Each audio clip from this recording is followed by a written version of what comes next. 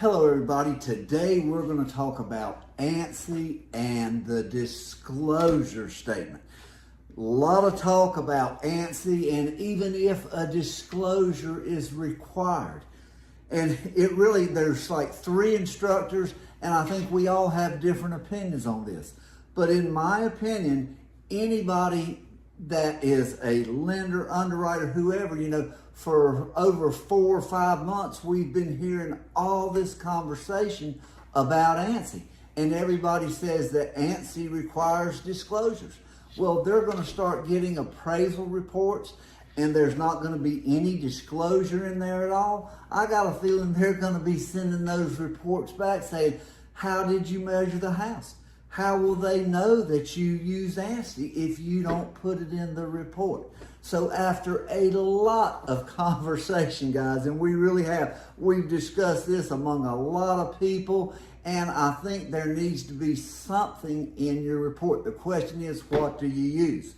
Well, I've prepared this statement, and this is my personal opinion, guys. So I invite you to, get a professional, get a lawyer to look at it in your area, edit it to fit your market, whatever. But this is my personal opinion and what I'm going to use in my reports. You cannot make any disclosure other than I measured according to the ANSI standard. But by making a little bit more, I think depending on the way that you read the disclosure part of ANSI, there's 3 pages of what I call the meat and potatoes of ANSI with all the rules.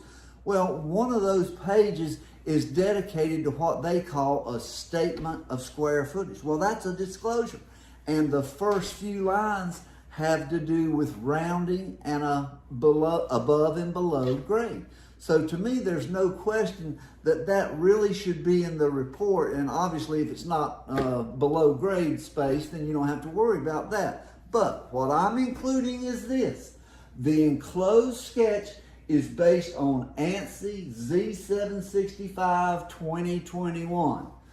The GLA measurements and calculations contained within the sketch file were created by on-site measurements. The measurements are reported to the nearest 1/10 of a foot or nearest inch, whichever you choose to use, and are rounded to the nearest whole square foot. So whatever you put in that statement, use at least that much.